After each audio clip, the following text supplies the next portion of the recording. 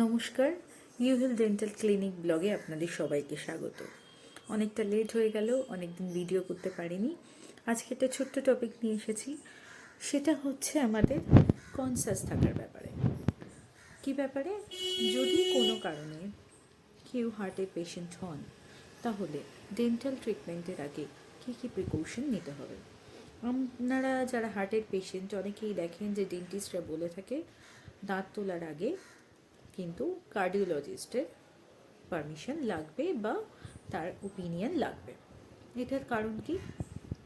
তার কারণ যে সমস্ত কার্ডিয়াক পেশেন্ট রয়েছেন, আমাদের দাঁতের সাথে যেহেতু আমাদের হার্টের একটা অবিচ্ছেদ্য রিলেশন রয়েছে, সে কারণে কিন্তু দাঁত তোলার আগে আমাদের কার্ডিওলজিস্টের ওপিনিয়ন লাগবে। তাছাড়া আপনি নিজে কী কী প্রিকশন নিতে পারেন? প্রথমত, যখন ডেন্টিস্টের কাছে যাচ্ছেন, তখন আপনার কার্ডিয়াক হিস্ট্রির ব্যাপারে ডিটেলস হিস্ট্রি দিন। কী ধরনের কার্ডিয়াক অ্যাটাক হয়েছে, কবে হয়েছে এবং কতখানি সিভিয়ার ছিল, সেটা কিন্তু ডেন্টিস্টকে জানানো ভীষণ প্রয়োজন। তার উপর কিন্তু ট্রিটমেন্ট ডিফার করে। এবং আরেকটা কথা, কার্ডিয়াক অ্যারেস্ট বা যে কোনো হার্ট অ্যাটাক কিন্তু রিপিট হওয়ার চান্স থাকে।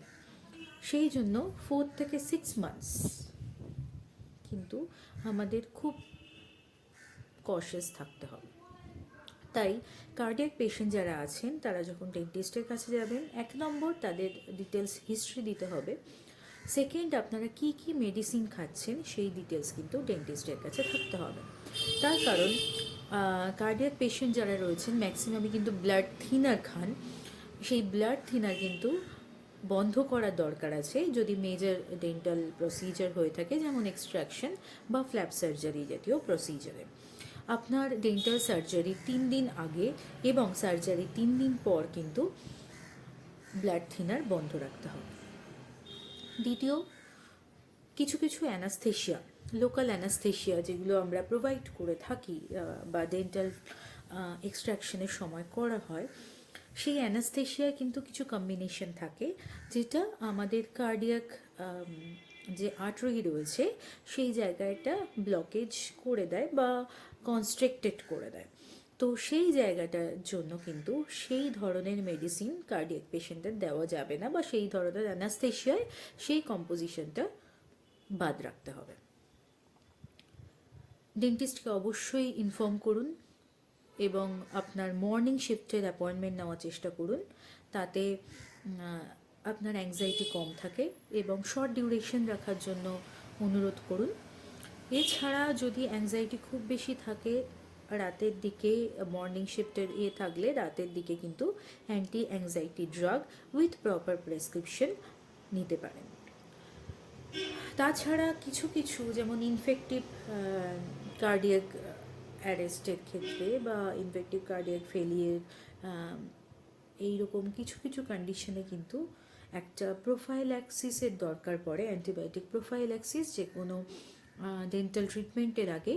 তো সেই পারমিশনটা কিন্তু আপনাকে কার্ডিওলজিস্টের কাছ থেকে নিতে হবে, এবং আপনার যে ডেন্টিস্ট আছেন তিনিও কিন্তু আপনাকে অ্যাডভাইস করে দেবেন।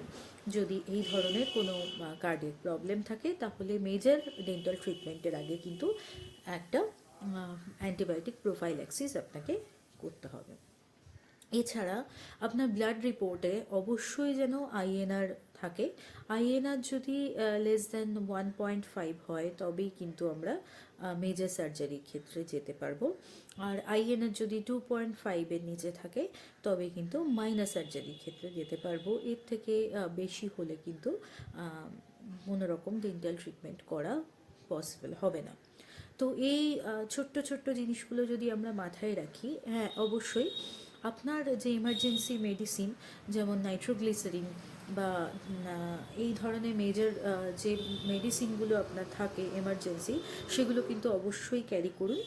এবং ইন বিটুইন ডেন্টাল ট্রিটমেন্টের ক্ষেত্রে হয়তো কোনো অ্যানজাইনা বা নর্মাল অ্যারিথমিয়ার ব্যাপার হলে কিন্তু নাইট্রোগ্লিসারিন দেওয়া দরকার পড়তে পারে। তাই এগুলো ভুলবেন না। সাবধানে থাকুন, সুস্থ থাকুন, খুব ভালো থাকুন। আর অবশ্যই ভিজিট করুন ইউহেল ডেন্টাল ক্লিনিক, আর তার সাথে সাথে ইউহেল ডেন্টাল ক্লিনিক ব্লগ। কারণ আপনাদের সাথে আমি শেয়ার করব ভীষণ ইম্পর্ট্যান্ট কিছু কিছু তথ্য, যেগুলো ছোট্ট হলেও আপনার প্রতিটা ডেন্টাল ভিজিটে এবং আপনার দাঁতকেই সুস্থ রাখতে কিন্তু কাজে লাগবে। ভালো থাকুন, সুস্থ থাকুন,